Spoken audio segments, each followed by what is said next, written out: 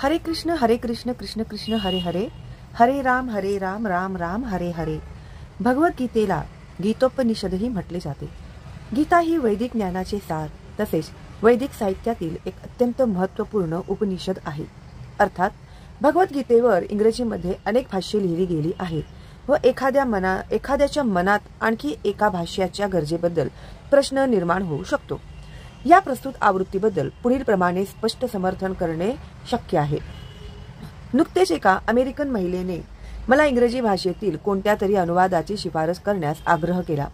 भगवद्गीतेच्या इंग्रजीमधील अनेक आवृत्त्या अमेरिकेत उपलब्ध आहेत, पण माझ्या पाहण्यात तरी केवळ अमेरिकेतच नव्हे तर भारतात सुद्धा जिला पूर्णपणे अधिकृत म्हणता येईल अशी गीतेची एकही आवृत्ती नाही. कारण बहुतेक प्रत्येक प्रकारच्या आवृत्तीत भाष्यकाराने भगवद्गीता जशी आहे तशी म्हणजेच यथार्थ रूपात प्रस्तुत न करता आपली स्वतःची मते प्रदर्शित केली आहेत.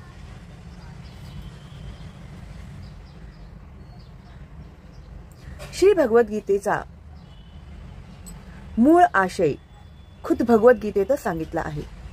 तो याप्रमाणे आहे. आपल्याला एखादे विशिष्ट औषध घ्यायचे असेल तर औषधावर लिहिलेल्या निर्देशांनुसारच ते घेतले पाहिजे. आपण आपल्या स्वतःच्या लहरीप्रमाणे अथवा एखाद्या हितचिंतकाच्या निर्देशानुसार औषध घेऊ शकत नाही. त्यावरील लिखित आदेशानुसार अथवा वैद्यांच्या आदेशानुसारच ते घेतले पाहिजे. त्याचप्रमाणे भगवद्गीता ही तिच्या प्रवक्त्याने सांगितलेल्या आदेशानुसार मान्य अथवा स्वीकार केली गेली पाहिजे. भगवद्गीतेचे प्रवक्ते भगवान श्रीकृष्ण आहेत. भगवद्गीतेच्या प्रत्येक पानावर त्यांचा उल्लेख परमेश्वर अथवा भगवान म्हणून केला आहे. शक्तिमान महापुरुष अथवा कोणत्याही शक्तिमान देवतेला सुद्धा काही वेळा भगवान म्हणून संबोधण्यात येते आणि या ठिकाणी सुद्धा श्रीकृष्ण हे निश्चितच श्रेष्ठ महापुरुष आहेत असे सुचवण्यात आले आहे. पण भगवान श्रीकृष्ण हे पूर्ण पुरुषोत्तम आहेत हे आपण जाणले पाहिजे आणि याला भारतातील वैदिक ज्ञानाच्या महान आचार्यांनी आध्यात्मिक गुरु उदाहरणार्थ शंकराचार्य, रामानुजाचार्य, मध्वाचार्य, निंबार्क, श्री चैतन्य महाप्रभू आणि अशाच इतर अनेक आचार्यांनी मान्यता दिली आहे. भगवंतांनी स्वतःला भगवद्गीतेमध्ये पुरुषोत्तम श्री भगवान म्हणून घोषित केले आहे. ब्रह्मसंहिता आणि इतर सर्व पुराणांनी विशेष करून श्रीमद भागवत जे भागवत पुराण म्हणून ओळखले जाते, कृष्णस्तु भगवान स्वयं त्यांचा पुरुषोत्तम भगवान म्हणून स्वीकार केला आहे. म्हणून आपण भगवद्गीतेला भगवंतांनी ज्या स्वरूपात जशी सांगितली आहे त्या स्वरूपातच स्वीकारली पाहिजे. इमं विवस्वते योगम प्रोक्तवानहमव्ययम् विवस्वान्म नवे प्राह मनुरिक्ष्वा कवे ब्रवीत एवं परंपरा प्राप्तमिमं राजर्षयो विदुः स काले नेह महता योगो नष्टः परंतप.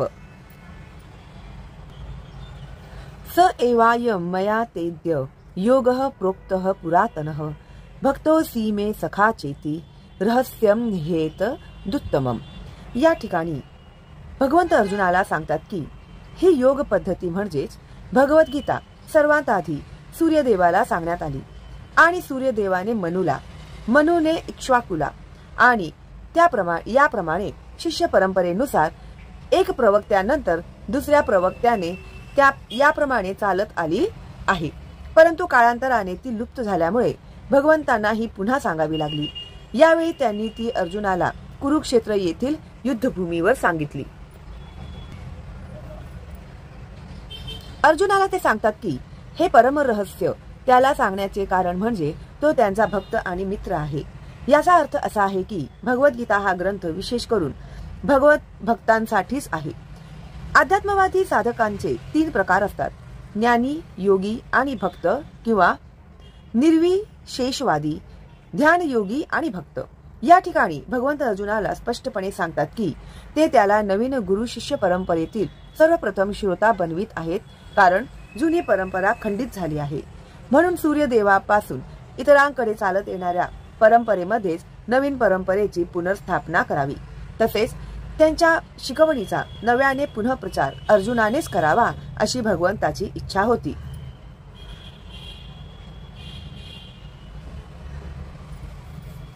अशी भगवंतांची इच्छा होती. भगवद्गीता जाणण्यामध्ये अर्जुनाने अधिकारी व्यक्ती व्हावे अशी भगवंतांची इच्छा होती.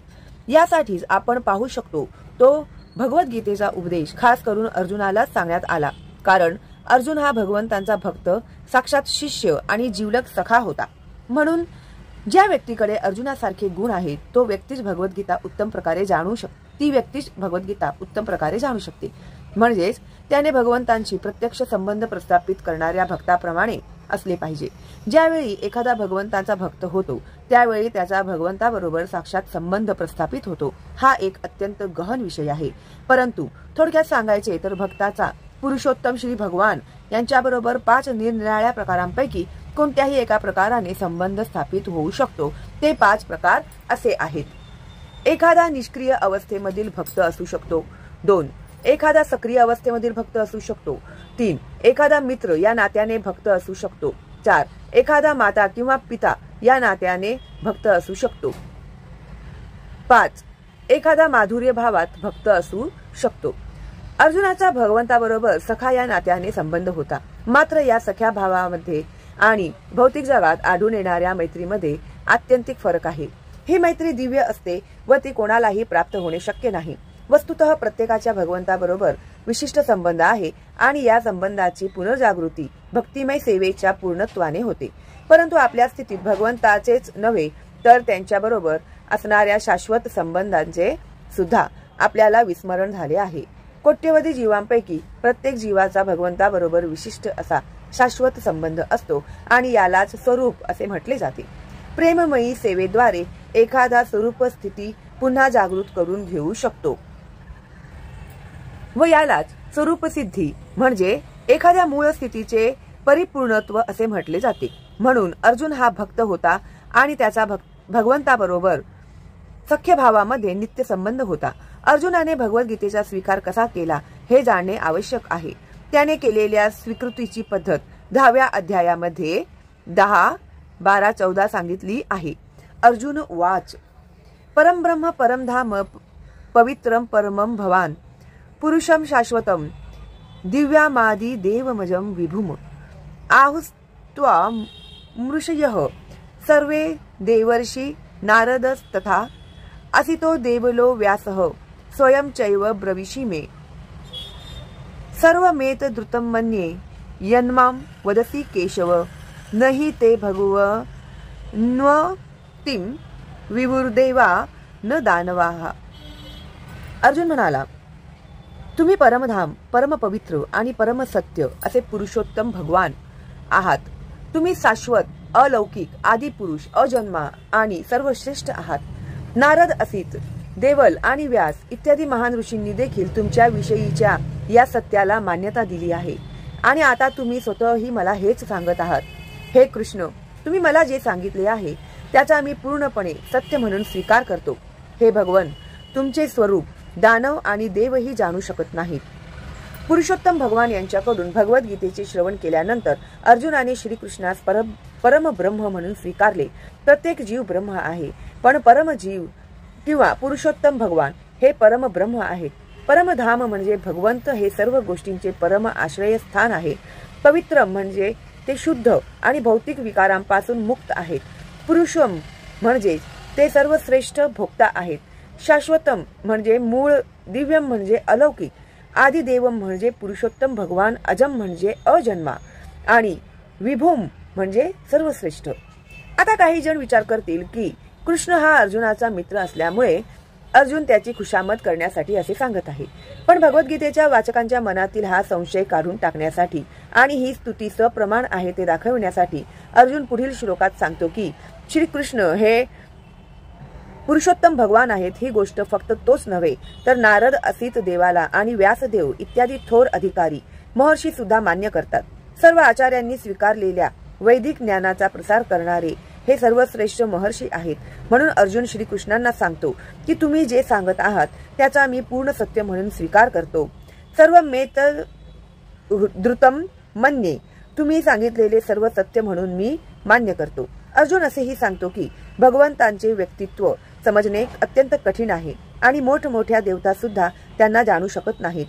याचाच अर्थ असा आहे की मानवापेक्षा श्रेष्ठ व्यक्ती सुद्धा भगवंतांना जाणू शकत नाहीत, तर मनुष्य भक्त झाल्याशिवाय भगवान श्रीकृष्णांना कसे जाणू शकेल? यासाठी भगवद्गीता भक्तिभावानेच स्वीकारली पाहिजे. एखाद्याने स्वतःला आपण श्रीकृष्णांच्या बरोबरीचे आहोत अथवा श्रीकृष्ण हे साधारण व्यक्ती आहेत किंवा श्रीकृष्ण हे केवळ श्रेष्ठ महापुरुष आहेत असे सुद्धा समजू नये. श्रीकृष्ण साक्षात पुरुषोत्तम भगवान आहेत. म्हणून भगवद्गीतेच्या अथवा अर्जुनाच्या म्हणण्याप्रमाणे जो भगवद्गीता जाणण्याचा प्रयत्न करीत आहे त्याने तात्विकदृष्ट्या तरी श्रीकृष्णाचा पुरुषोत्तम भगवान म्हणून स्वीकार केला पाहिजे. अशा नम्र भावानेच आपण भगवद्गीता जाणू शकतो. जोपर्यंत एखादा नम्र भावाने भगवद्गीता वाचित नाही तोपर्यंत तो भगवद्गीता जाणू शकत नाही. कारण भगवद्गीता हे एक महान रहस्य आहे. वास्तविक भगवद्गीता आहे तरी काय? अज्ञानमय भौतिक अस्तित्वात मानव जीवनाचा उद्धार करणे हा भगवद्गीतेचा उद्देश आहे. अर्जुनाला ज्याप्रमाणे कुरुक्षेत्र येथे युद्ध करण्यामध्ये अडचणी होत्या त्याप्रमाणे प्रत्येक मनुष्य हा नाना प्रकारच्या अडचणींमुळे त्रस्त झालेला असतो. अर्जुन श्रीकृष्णांना शरण गेल्यामुळे त्याला भगवद्गीता सांगण्यात आली. फक्त अर्जुनच नव्हे तर आपल्यापैकी प्रत्येक जण हा भौतिक जीवनामुळे चिंताग्रस्त आहे. आपले अस्तित्वच मुळी असत वातावरणात आहे. खरे तर आपण असत वातावरणाने घाबरण्याचे काहीच कारण नाही, कारण आपले अस्तित्व शाश्वत आहे. पण काही कारणासाठी आपल्याला असत वातावरणात ठेवण्यात आले आहे. असत म्हणजे जे अस्तित्वात नाही ते. दुःख भोगणाऱ्या अनेक मनुष्य प्राण्यांपैकी जे खऱ्या अर्थाने आपल्या स्वरूपाविषयी म्हणजे आपण कोण आहोत, आपल्याला अशा विचित्र परिस्थितीमध्ये का ठेवण्यात आले आहे इत्यादी गोष्टीबद्दल जिज्ञासू असे फारच थोडे जण आहेत. आपण दुःख का भोगतो या संबंधी आपली जिज्ञासा जर जागत झाली नाही त्याचप्रमाणे आपल्याला ही दुःखे नको असून सर्व दुःखांतून सुटका करून घेण्याची आपली इच्छा आहे हे सत्य जर मनुष्याला उमजले नाही तर अशा मनुष्याला खरा मनुष्य समजता येणार नाही. या प्रकारची जिज्ञासा एखाद्या मनामध्ये उत्पन्न झाल्यावरच खऱ्या अर्थाने मानवतेचा आरंभ होतो. या प्रकारच्या जिज्ञासेला ब्रह्मसूत्रामध्ये ब्रह्म जिज्ञासा असे म्हटले आहे. अथा तो ब्रह्म जिज्ञासा जोपर्यंत मनुष्याला परब्रह्माची स्थिती जाणण्याची जिज्ञासा नसते तोपर्यंत त्याची सर्व कार्ये निष्फळ समजली पाहिजेत. म्हणून आपण दुःख का भोगतो, आपण कुठून आलो आणि मृत्यूनंतर आपण कोठे जाणार या प्रश्नांबद्दल जे जिज्ञासू असतात तेच भगवद्गीतेचे योग्य अभ्यासक होण्यास लायक आहेत. प्रामाणिक शिष्याला भगवंताविषयी पराकाष्ठेचा आदरभाव असणे हे सुद्धा आवश्यक आहे. अर्जुन हा असा एक प्रामाणिक शिष्य होता. जेव्हा मनुष्य आपल्या जीवनाचे मूळ ध्येय विसरतो तेव्हा त्या ध्येयाची पुनर्स्थापना करण्यासाठी भगवान श्रीकृष्ण अवतार घेतात. आणि असे असूनही वास्तविक ध्येय जाणणाऱ्या अनेकानेक व्यक्तीपैकी एखादाच खऱ्या अर्थाने स्वतःचे स्वरूप जाणू शकतो व अशा मनुष्यासाठीच भगवद्गीता सांगितली आहे. खरे म्हणजे आपणा सर्वांना अज्ञानाच्या वाघिणीने गिळंकृत केले आहे. पण भगवंत सर्व जीवांबद्दल विशेष करून मनुष्य प्राण्याबद्दल अत्यंत दयाळू आहेत. याच कारणासाठी त्यांनी आपला मित्र अर्जुन याला स्वतःचा शिष्य करून भगवद्गीता सांगितली. अर्जुन भगवान श्रीकृष्णांचा सखा असल्यामुळे अज्ञानाच्या पलीकडे होता. परंतु कुरुक्षेत्राच्या युद्धभूमीवर त्याला जाणून बुजून अज्ञानात टाकले गेले. त्यामुळे तो जीवनाच्या समस्यांबद्दल भगवान श्रीकृष्णांना प्रश्न विचारू शकेल आणि ते मनुष्याच्या भावी पिढ्यांच्या कल्याणार्थ या समस्यांचे समाधान करून जीवनाची घडी नीट बसवून देऊ शकतील. अशा तऱ्हेने मनुष्य योग्य कृती करून मनुष्य देहाचे उद्दिष्ट प्राप्त करू शकेल. भगवद्गीतेचा विषय म्हणजे 5 मूलभूत तत्वांबद्दलचे ज्ञान होय. सर्वप्रथम परमेश्वराबद्दलच्या ज्ञानाचे आणि नंतर जीवात्म्यांच्या स्वरूप स्थितीबद्दलच्या ज्ञानाचे विवेचन केले आहे. हे जो सर्वांचे नियंत्रण करतो तो परमेश्वर होय. जे नियंत्रित असतात ते जीवात्मे होत. मी नियंत्रित नसून स्वतंत्र आहे असे म्हणणाऱ्या जीवात्म्याला मूर्खच समजावे. जीव किमान आपल्या बद्धावस्थेमध्ये तरी प्रत्येक बाबतीत नियंत्रित असतो. अशा प्रकारे भगवद्गीतेमध्ये ईश्वर किंवा परमनियंत्रक आणि नियंत्रित जीवात्मे यांच्याबद्दल विवेचन केले आहे. त्याचबरोबर प्रकृती, जड प्रकृती, काळ, अखिल ब्रह्मांड किंवा सृष्टीची कालमर्यादा आणि कर्म यांचेही विवेचन गीतेमध्ये करण्यात आले आहे. हे अखिल विश्व निरनिराळ्या प्रकारच्या कृतींनी भरलेले आहे. सर्व जीवात्मे वेगवेगळ्या कृती करण्यात गुंतलेले असतात. ईश्वराचे स्वरूप काय, जीवात्म्यांची स्वरूप स्थिती, प्रकृती, भौतिक विश्व म्हणजे काय व ते काळाच्या प्रभावाने कसे नियंत्रित केले जाते आणि जीवात्म्यांची कर्मे कोणती इत्यादी गोष्टींबद्दलचे ज्ञान आपण भगवद्गीतेपासून मिळविले पाहिजे. भगवद्गीतेतील 5 मूलभूत तत्वांपैकी परमेश्वर, कृष्ण, ब्रह्म, परमनियंत्रक किंवा परमात्मा यांपैकी कोणत्याही नावाचा उपयोग करा. हे तत्व सर्वश्रेष्ठ आहे. गुणात्मक दृष्ट्या जीव आणि परमेश्वर यांच्यात साम्य आहे. उदाहरणार्थ भगवद्गीतेच्या नंतरच्या अध्यायात सांगितले आहे की भौतिक प्रकृतीच्या सर्व कार्यावर परमेश्वराचे नियंत्रण असते. भौतिक प्रकृती स्वतंत्र नसून ती भगवंताच्या आज्ञेचे पालन करीत असते. भगवान श्रीकृष्ण सांगतात की मयाध्यक्षेण प्रकृती ही सुयते सचराचरम. ही भौतिक प्रकृती माझ्या नियंत्रणाखाली कार्य करीत आहे. ब्रह्मांडामध्ये आश्चर्यकारक गोष्टी घडताना आपल्याला दिसतात. या सृष्टीमागे एक नियंत्रक आहे हे आपण जाणले पाहिजे. कोणतीही गोष्ट नियंत्रणाशिवाय प्रकट होऊ शकत नाही. नियंत्रकच नाही असे समजणे हे बालिशपणाचे लक्षण आहे. उदाहरणार्थ एखादी लहान बालक मोटारगाडी पाहून विचार करील की ही तर घोडा किंवा इतर प्राण्यांशिवाय आश्चर्यकारकपणे चालते. पण बुद्धिमान मनुष्याला मोटारगाडीतील अभियांत्रिकी व्यवस्थेचे ज्ञान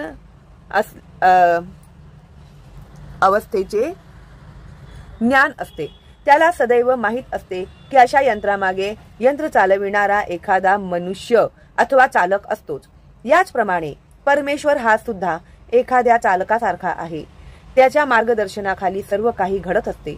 पुढील अध्यायांवरून आपल्याला कळेल की परमेश्वराने जीवात्म्यांना आपले अंश म्हणून स्वीकारले आहे. ज्याप्रमाणे सोन्याचा कण म्हणजे सोनेच असते किंवा सागरातील पाण्याचा थेंब सुद्धा खारट असतो, त्याचप्रमाणे आपण सर्व जीवात्मे भगवान श्रीकृष्णांचे अंश असल्यामुळे आपल्यामध्येही परमेश्वराचे सर्व गुण सूक्ष्म रूपात विद्यमान असतात. कारण आपण सूक्ष्म, नियंत्रित किंवा गौण ईश्वर आहोत. आपण अंतराळ किंवा ग्रहांवर नियंत्रण करण्याचा प्रयत्न करीत आहोत आणि ही नियंत्रण करण्याची प्रवृत्ती श्रीकृष्णांमध्ये असल्यामुळेच आपल्याला देखील आहे. ही प्रवृत्ती आपल्यामध्ये असली तरी आपण जाणले पाहिजे की आपण परमनियंत्रक नाही. भगवद्गीतेमध्ये हे स्पष्ट करून सांगितले आहे. भौतिक प्रकृती म्हणजे काय? भगवद्गीतेत तिला कनिष्ठ किंवा अपरा प्रकृती असे म्हटले आहे. जीवात्म्याला श्रेष्ठ किंवा परा प्रकृती असे म्हटले आहे. परा असो अथवा अपरा, प्रकृती ही नित्य नियंत्रित असते. प्रकृती ही स्त्रीवाचक आहे आणि पत्नीवर नियंत्रण ठेवणाऱ्या पतीप्रमाणे भगवंत प्रकृतीवर नियंत्रण ठेवतात. प्रकृती ही नित्य भगवंतांच्या अधीन असते कारण भगवंत प्रकृतीचे नियंत्रक आहेत. भौतिक प्रकृती आणि जीव हे दोन्ही भगवंतांच्या अधीन किंवा भगवंताद्वारे नियंत्रित असतात. भगवद्गीतेनुसार जीवात्मे जरी भगवंतांचे अंश असले तरी त्यांना प्रकृतीच मानण्यात येते. याचा भगवद्गीतेमधील 7व्या अध्यायामध्ये स्पष्ट उल्लेख आहे. अपरमेय इतस्त्वन्याम प्रकृती विद्धि मे पराम जीवभूताम. ही भौतिक प्रकृती माझी अपरा कनिष्ठ शक्ती आहे, पण याहून श्रेष्ठ अशी दुसरी प्रकृती आहे जीवभूताम किंवा जीवात्मे. सत्वगुण, रजोगुण आणि तमोगुण या 3 गुणांनी युक्त अशी ही भौतिक प्रकृती आहे. 3 गुणांच्या पलीकडे काळ हे शाश्वत तत्व आहे आणि प्रकृतीचे गुण व शाश्वत काळ यांच्या संयोगाने काळाच्या नियंत्रण व देखरेखीखाली जी कार्ये चालतात त्याला कर्म असे म्हणतात. ही कर्मे अनादी काळापासून चालत आली आहेत व आपण आपल्या कर्मांनुसार सुख अथवा दुःख भोगीत असतो. उदाहरणार्थ मी एक व्यापारी आहे आणि चातुर्याने व कष्टाने बँकेत मी पुष्कळ रक्कम ठेवली आहे, तर मी त्या धनाचा भोगता ठरतो. पण समजा मी जर व्यापारात माझे धन गमावून बसलो तर मी दुःख भोगतो. याप्रमाणे प्रत्येक कार्यक्षेत्रामध्ये आपण आपल्या कर्मफलामुळे सुखी अथवा दुखी होतो. याला कर्म असे म्हणतात. भगवद्गीतेमध्ये ईश्वर, जीव, प्रकृती, काल आणि कर्म या सर्वांचे विस्तृत वर्णन केले आहे. या 5 तत्वांपैकी ईश्वर, जीव, भौतिक प्रकृती आणि काळ हे शाश्वत आहेत. प्रकृतीचे प्राकट्य तात्पुरते असू शकेल, पण ती मिथ्या किंवा खोटी नाही. काही तत्वज्ञानाच्या मते प्रकृतीचे प्राकट्य मिथ्या किंवा असत्य आहे, पण भगवद्गीता किंवा वैष्णव तत्वज्ञानाप्रमाणे हे चूक आहे. भौतिक विश्वाचे प्रकटीकरण असत्य म्हणून स्वीकारले न जाता ते सत्य परंतु तात्पुरते समजले जाते. याची तुलना आकाशात इतस्तः फिरणाऱ्या मेघाप्रमाणे किंवा धान्याचे पोषण करणाऱ्या वर्षा ऋतूबरोबर करण्यात आली आहे. वर्षा ऋतू संपल्यावर लगेच सर्व मेघ ज्याप्रमाणे नाहीसे होतात आणि पावसामुळे वाढलेली पिके वाळून जातात, त्याप्रमाणे ही भौतिक प्रकृती काही ठराविक कालावधीसाठी प्रकट होते, थोड्या काळाकरिता टिकून राहते व कालांतराने नाहीशी होते. याप्रमाणे भौतिक प्रकृतीचे कार्य चालते. पण हे चक्र नित्य सुरूच असते, म्हणून प्रकृती ही मिथ्या नसून शाश्वत आहे. या संदर्भात भगवंत प्रकृतीचा उल्लेख माझी प्रकृती म्हणून करतात. भौतिक प्रकृती ही भगवंतांची विभाजित शक्ती आहे. जीव देखील विभाजित नसले तरी श्री भगवंताचीच शक्ती आहेत व भगवंताबरोबर नित्य संबंधित आहेत. म्हणून ईश्वर, जीव, भौतिक प्रकृती आणि काळ हे सर्व एकमेकांशी संबंधित तसेच शाश्वत आहेत. परंतु पाचवे तत्व कर्म हे नित्य नाही. कर्माची फळे अतिशय पुरातन असू शकतात. आपण आपल्या कर्मफलानुसार अनादी कालापासून सुख अथवा दुःख भोगीत आहोत, पण आपण आपल्या ज्ञानाच्या पूर्णतेने कर्मफळांमध्ये बदल घडवून आणू शकतो. आपण विविध प्रकारच्या कर्मांमध्ये गुंतलो आहोत. त्यामुळे आपण कोणते कर्म केले पाहिजे की ज्यामुळे आपण कर्माच्या क्रिया प्रतिक्रियांपासून मुक्त होऊ शकतो याचे ज्ञान आपल्याला नक्कीच नाही, परंतु याचे सुद्धा वर्णन भगवद्गीतेमध्ये करण्यात आले आहे. ईश्वराचे स्वरूप परम चैतन्यमय आहे. जीवात्मे हे सुद्धा ईश्वराचे अंश असल्यामुळे चेतनामय आहेत. जीवात्मा आणि भौतिक प्रकृती या दोघांचेही वर्णन प्रकृती असे करण्यात आले आहे आणि दोन्हीही तत्वे भगवंतांचीच आहेत. पण दोघांपैकी फक्त जीव तत्व चेतनायुक्त आहे, असे प्रकृती तत्व चेतना रहित आहे आणि हाच या दोन्हींमधील फरक आहे. जीव प्रकृतीला यासाठीच श्रेष्ठ अथवा परा म्हणून संबोधण्यात आले आहे, कारण जीव हा ईश्वराप्रमाणे चेतनामय आहे. ईश्वर परम चेतनामय आहे, म्हणून एखादा असे म्हणू शकणार नाही की जीवात्म्याकडे सुद्धा परम चेतना आहे. जीवात्मा पूर्णतेच्या कोणत्याही स्तरावर परम चैतन्यमय होऊ शकत नाही आणि तो परम चैतन्यमय होऊ शकतो असे सांगणारा सिद्धांत चुकीचा आहे. जीव चेतनामय असू शकतो, पण परम चेतनामय अथवा परिपूर्ण चेतनायुक्त असू शकत नाही. ईश्वर आणि जीव यामधील फरक भगवद्गीतेच्या 13व्या अध्यायामध्ये वर्णित केला जाईल.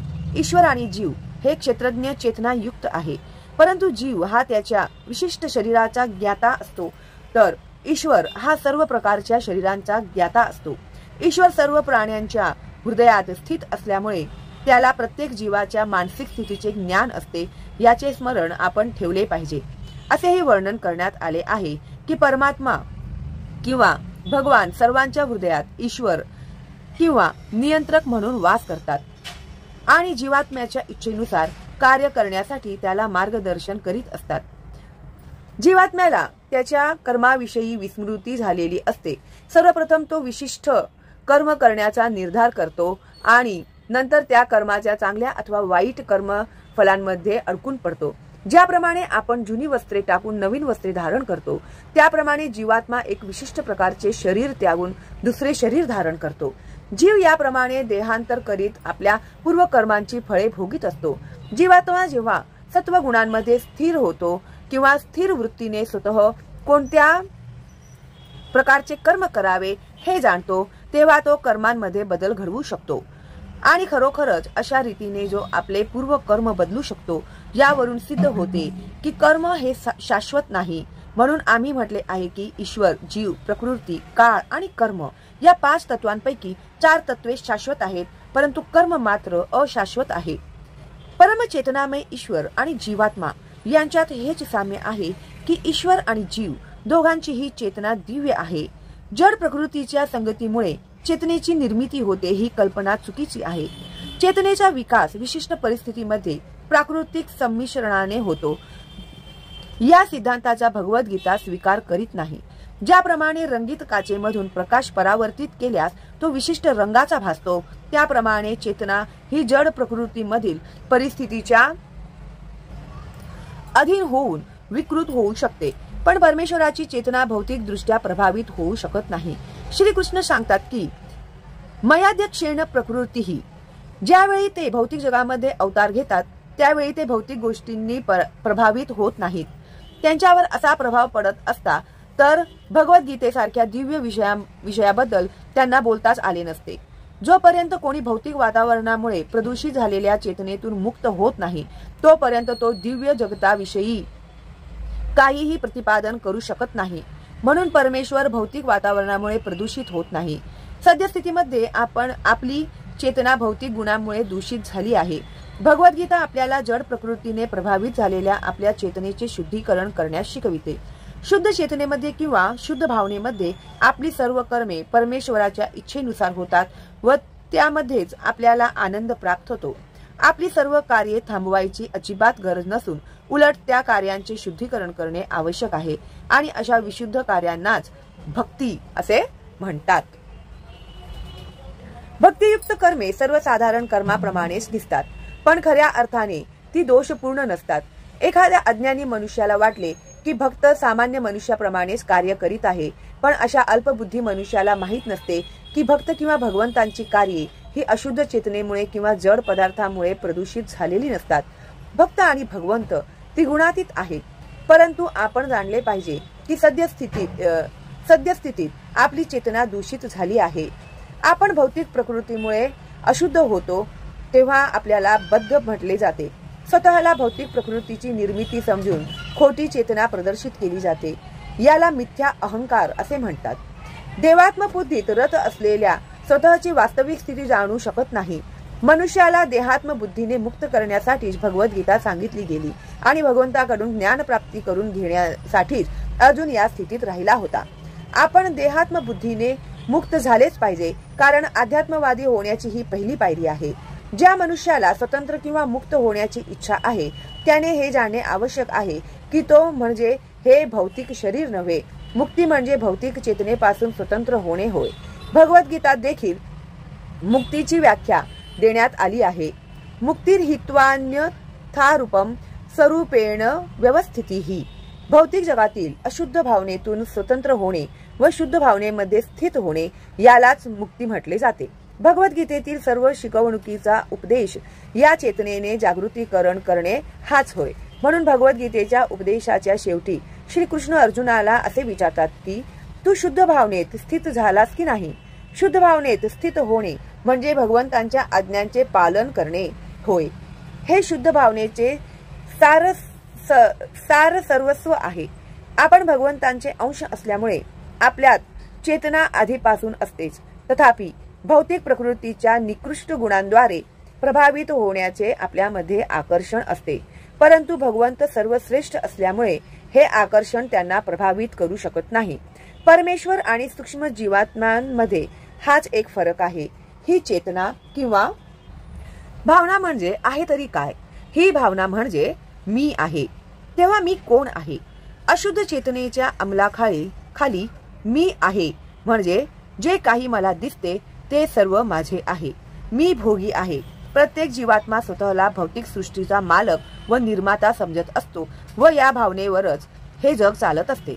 भौतिक भावनेचे दोन मानसिक भाग आहेत. एक म्हणजे मी निर्माता आहे व दुसरा म्हणजे मी भोगी आहे. परंतु वास्तविकपणे परमेश्वर हाच निर्माता व भोगता आहे आणि जीवात्मा हा परमेश्वराचा अंश असल्यामुळे तो निर्माता नाही व भोगताही नाही तर एक सहयोगी आहे. जीवात्मा निर्माण केला जातो व भोगला जातो. उदाहरणार्थ यंत्राचा एक भाग पूर्ण यंत्राबरोबर सहयोग करतो. शरीराचा एखादा अवयव पूर्ण शरीराबरोबर सहयोग करतो. हात, पाय, डोळे इत्यादी सर्व शरीराचे विविध अवयव आहेत परंतु वास्तविक भोगता नाहीत. ते वास्तविक भोगता नाहीत. उदर किंवा पोट भोगता आहे. पाय चालतात. हात भोजन करण्यास मदत करतात. दात चरवण करतात आणि शरीराचे इतर सर्व अवयव उदराच्या संतुष्टीसाठी कार्य करीत असतात. कारण संपूर्ण शरीराच्या रचनेचे पोषण करणे उदर हे प्रमुख अवयव आहे. म्हणून सर्व काही उदराला अर्पण केले जाते. मुळाला पाणी घालून झाडाचे पोषण केले जाते आणि उदरभरण करून शरीराचे पोषण केले जाते. कारण शारीरिक स्वास्थ्यासाठी सर्व अवयवांनी सहयोग करून उदरास अन्न पुरवठा केलाच पाहिजे याप्रमाणे परमेश्वर हा निर्माता आणि भोक्ता आहे आणि आपण गौण जीवात्मे असल्यामुळे सहकार्य करून त्याला संतुष्ट करणे हे आपले कर्तव्य ठरते. ज्याप्रमाणे पोटाने ग्रहण केलेले अन्न शरीराच्या इतर सर्व अवयवांना मदत करते, त्याप्रमाणे असे सहकार्य आपल्याला खरोखर मदत करतील. जर हाताच्या बोटांनी विचार केला की पोटाला अन्न देण्याऐवजी ते स्वतः ग्रहण करावे तर ती निराश होतील. सृष्टी आणि भोग करणारी सर्वात महत्वाची व्यक्ती म्हणजे परमेश्वर. इतर जीव हे केवळ सहकारी असतात. जीवात्मे सहकार्यानेच सुखी होऊ शकतात. यांच्यातील संबंध हा मालक आणि सेवक यांच्यातील संबंधाप्रमाणे असतो. जर मालक पूर्णपणे संतुष्ट झाला तर सेवकही संतुष्ट होतो. म्हणून जीवात्म्यांमध्ये जरी निर्मिती करण्याची व भौतिक जगाचा भोग करण्याची प्रवृत्ती असली तरी वरील उदाहरणात स्पष्ट केल्याप्रमाणे त्यांनी परमेश्वराला संतुष्ट केलेच पाहिजे. निर्मिती आणि भोग करण्याची प्रवृत्ती जीवांमध्ये असते, कारण ती प्रवृत्ती भौतिक सृष्टीची निर्मिती करणाऱ्या परमेश्वरामध्येही असते. म्हणून परमनियंत्रक ईश्वर, नियंत्रित जीव, विराट जगत, शाश्वत काळ आणि कर्म हे परमात्म्याचे भाग आहेत असे भगवद्गीतेत सांगितले आहे. हे सर्व पूर्णपणे एकत्र आले की त्या पूर्णत्वाला परमसत्य असे म्हणतात. हेच पूर्ण व परमसत्य म्हणजेच भगवान श्री कृष्ण होत. त्यांच्या भिन्न शक्तीमुळेच सर्व काही प्रकट होत असते. ते स्वतः परिपूर्ण आहेत. भगवद्गीतेमध्ये असेही सांगण्यात आले आहे की निर्विशेष ब्रह्म सुद्धा भगवंताहून कनिष्ठ आहे. ब्रह्मणो हि प्रतिष्ठाहम. ब्रह्मसूत्रात ब्रह्माची तुलना सूर्याच्या किरणांबरोबर करण्यात आली आहे. निर्विशेष ब्रह्म म्हणजे भगवंतांच्या शरीराचे दैदिप्यमान किरण आहेत. निर्विशेष ब्रह्म तसेच परमात्मा यांचा आंशिक साक्षात्कार म्हणजे परमसत्याचा अपूर्ण साक्षात्कार होय. 15व्या अध्यायात दाखवून दिले आहे की श्री भगवान किंवा पुरुषोत्तम हे निर्विशेष ब्रह्म आणि परमात्म्याचा आंशिक साक्षात्कार या दोघांच्याही पलीकडे आहे. श्री भगवान यांना सच्चिदानंद विग्रह असे म्हटले जाते. ब्रह्मसंहितेचा आरंभ पुढील प्रमाणे होतो. ईश्वरः परमः कृष्णः सच्चिदानंद विग्रह अनादिरा दीर्घोविंदः सर्व कारण कारणम. गोविंद श्रीकृष्ण हेच सर्व कारणांचे कारण आहेत. ते सच्चिदानंद रूप असून आदी कारण आहेत.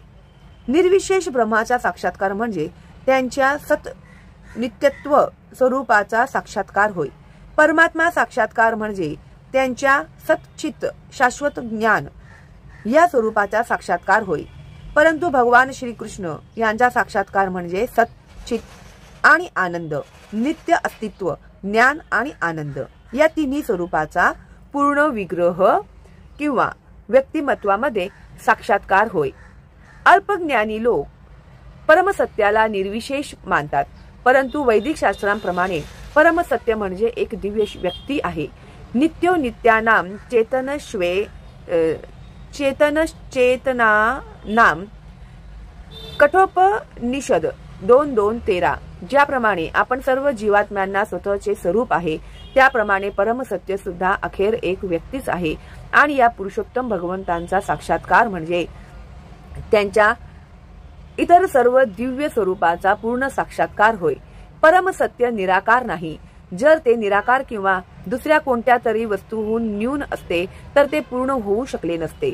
पूर्णत्वात आपल्या अनुभवातील व अनुभवांपलीकडचे सर्व काही समाविष्ट झाले पाहिजे, नाहीतर त्याला परिपूर्ण म्हणता येणार नाही. परमेश्वर किंवा पुरुषोत्तम यांच्या शक्ती अमर्याद आहेत. परास्य शक्तिर्विविधै व श्रूयते. आपल्या विविध शक्तींद्वारे भगवान श्रीकृष्ण असे कार्य करतात याचे वर्णन देखील भगवद्गीतेमध्ये केले आहे. आपण राहत असलेले हे भौतिक किंवा दृश्य जगतही स्वतः मध्ये पूर्ण आहे, कारण सांख्य तत्वज्ञानानुसार ज्या 24 तत्वांचे हे भौतिक विश्व एक तात्पुरती अभिव्यक्ती आहे त्या 24 तत्वांची पूर्णपणे जुळवाजुळव करून या विश्वाच्या निर्वाहाकरिता पूर्ण साधने निर्माण करण्यात आली आहेत. या जगात कोणतीही वस्तू अनावश्यक नाही किंवा येथे आणखी एखाद्या वस्तूची गरज देखील नाही. परमसत्याच्या शक्तींनी या सृष्टीचा कालावधी निश्चित केला आहे आणि या कालावधी संपताच या अशाश्वत सृष्टीचा पूर्णत्वाच्या योग्य व्यवस्थेमुळे विनाश केला जातो। आंशिक जीवांना पूर्णत्वाचा साक्षात्कार करण्यासाठी उपयुक्त अशी साधने पूर्ण स्वरूपात उपलब्ध आहेत, तरी सुद्धा सर्व प्रकारचे अपूर्णत्व अनुभवास येण्याचे कारण म्हणजे परमपूर्णाबद्दलचे अपूर्ण ज्ञान होय। म्हणून भगवद्गीतेत वेद विद्येचे पूर्ण ज्ञान सांगितले आहे। वेदांत सांगितलेले सर्व ज्ञान अचूक आहे व हिंदू लोक वैदिक ज्ञानाला पूर्ण व अचूक मानतात। उदाहरणार्थ गायीचे शेण म्हणजे जनावराची विष्ठा आहे आणि स्मृती किंवा वैदिक शास्त्रानुसार एखाद्याने जनावराच्या विष्ठेस स्पर्श केल्यास स्वतःला शुद्ध करण्यासाठी त्याने स्नान करणे आवश्यक आहे, परंतु वैदिक शास्त्रानुसार गायीचे शेण मात्र शुद्धिकारक मानले जाते। एखाद्याला या गोष्टीत विरोधाभास वाटेल, परंतु तसा वेदांचा आदेश असल्यामुळे त्याचे पालन करण्यात काहीच चूक नाही। अलीकडे आधुनिक विज्ञानाने सुद्धा सिद्ध केले आहे की गायीच्या शेणामध्ये सर्व जंतुनाशक गुण असतात। यासाठी वैदिक ज्ञान हे अचूक व संशयातीत असल्यामुळे पूर्ण आहे आणि भगवद्गीता हे वैदिक ज्ञानाचे सार आहे। वैदिक ज्ञानामध्ये संशोधनाचा प्रश्नच उद्भवत नाही। आपले संशोधन कार्य अपूर्ण असण्याचे कारण म्हणजे आपण आपल्या अपूर्ण इंद्रियांद्वारे संशोधन करीत आहोत। भगवद्गीतेमध्ये सांगितल्याप्रमाणे गुरु शिष्य परंपरेमधून चालत आलेल्या पूर्ण ज्ञानाचाच आपण स्वीकार केला पाहिजे।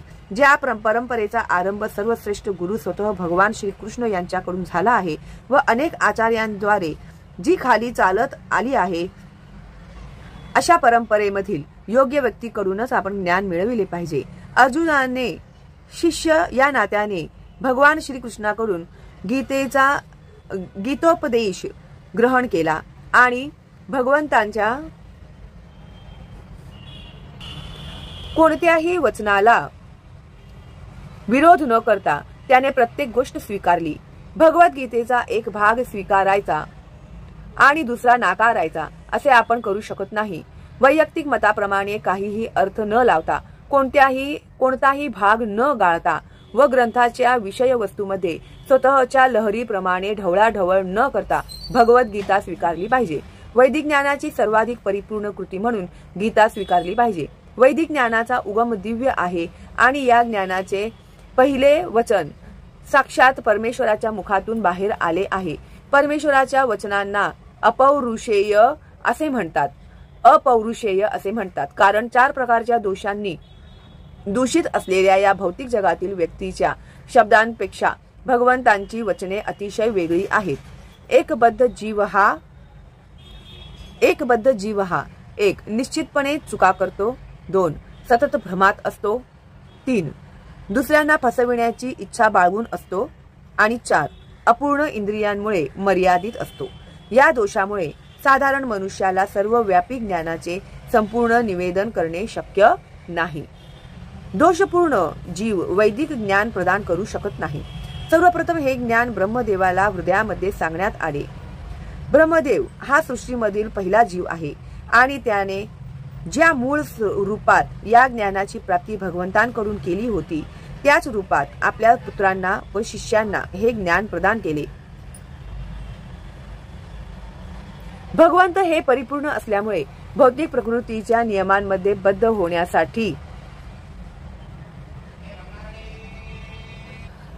होण्याची शक्यताच नाही। म्हणून बुद्धिमान व्यक्तीने हे जाणणे आवश्यक आहे की या सृष्टीतील सर्व गोष्टींचे भगवान हे एकमेव स्वामी आहेत आणि तेच मूळ निर्माते आहेत। इतकेच नव्हे तर ब्रह्मदेवाचेही जनक आहेत। 11व्या अध्यायामध्ये भगवंतांना प्रपितामह म्हणून संबोधण्यात आले आहे, कारण ब्रह्मदेवाला पितामह असे सामान्यतः संबोधले जाते। भगवंत हे पितामह यांचे सुद्धा जनक आहेत।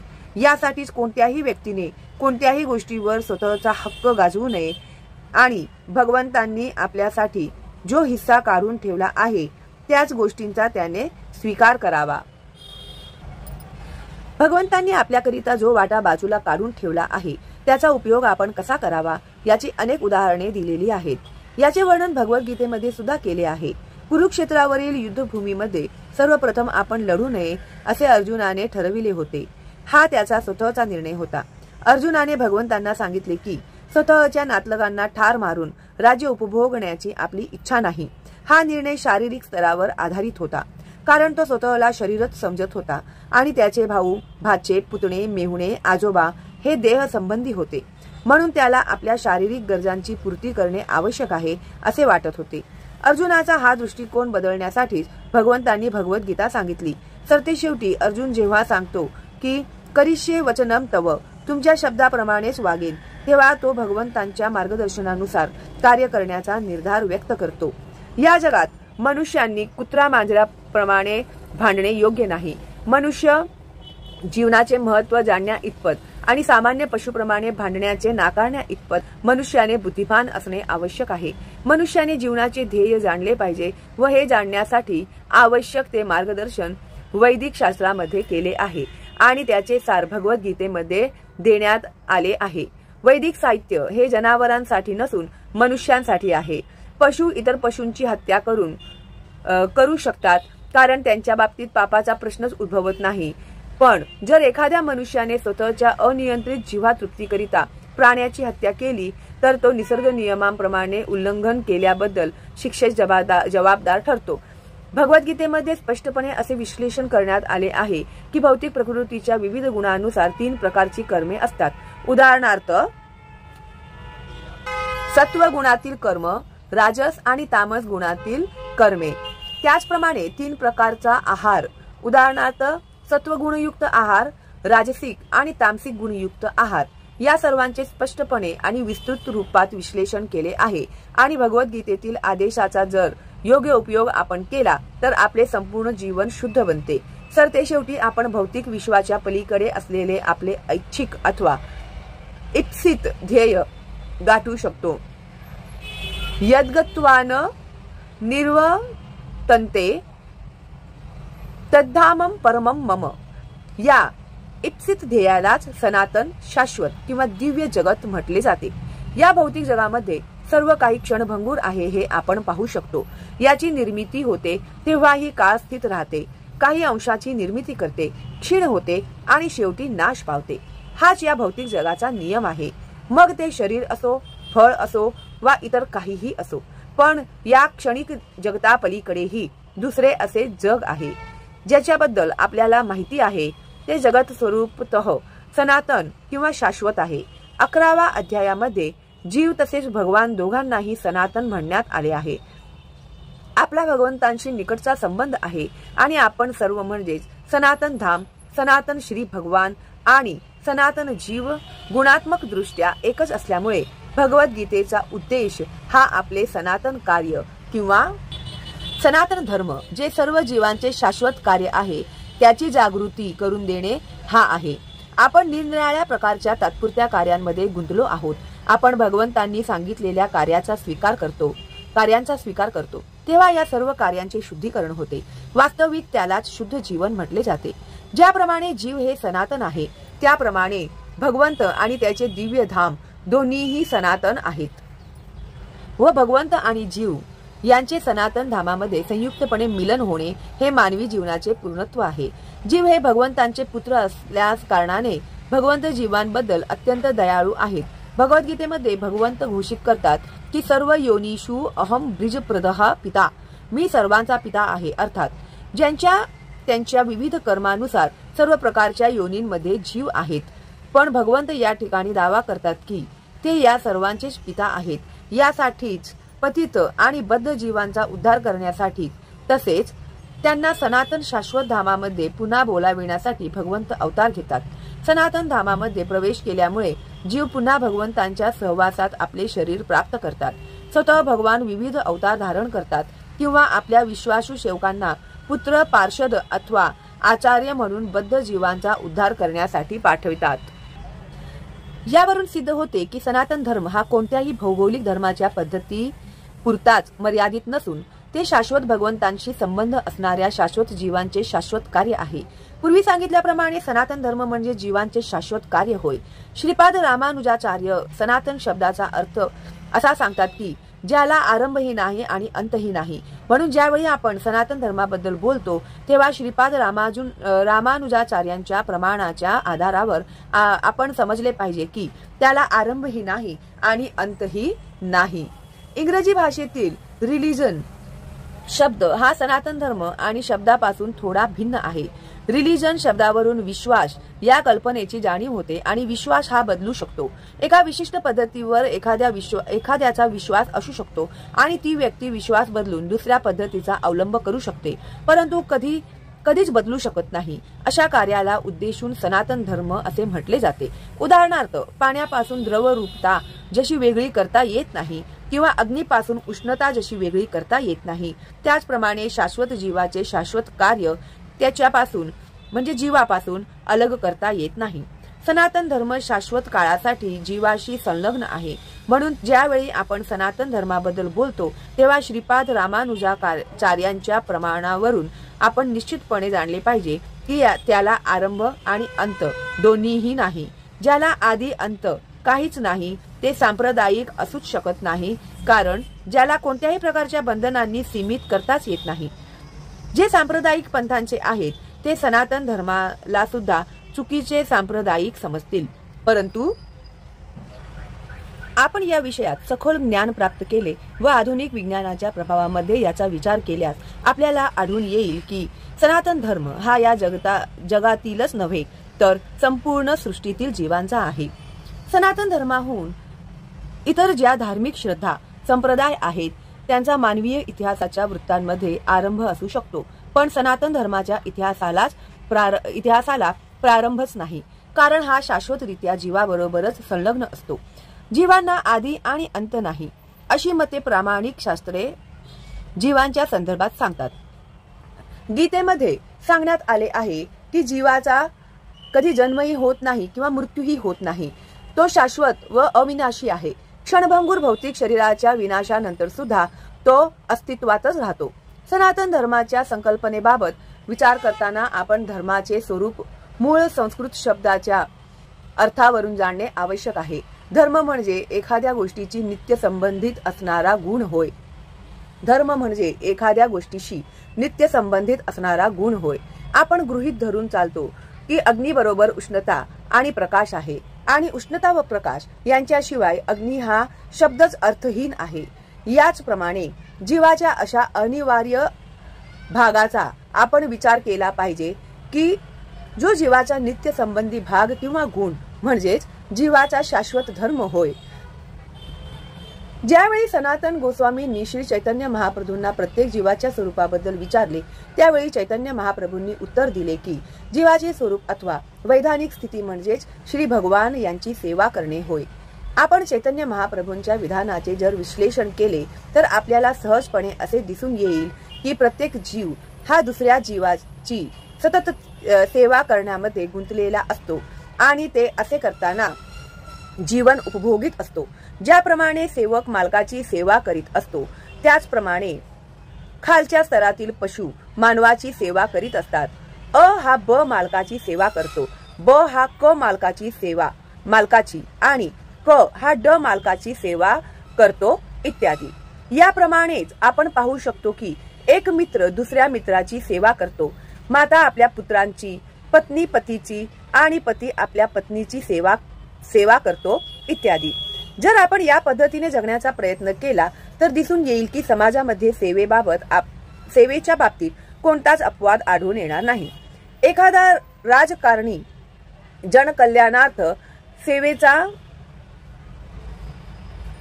सेवेची क्षमता वाढविण्याचा जाहीरनामा जनतेमध्ये प्रस्तुत करतो, म्हणून मतदार आपले मौल्यवान मत त्या व्यक्तीला समाजाची मौल्यवान सेवा करावी म्हणून देतात.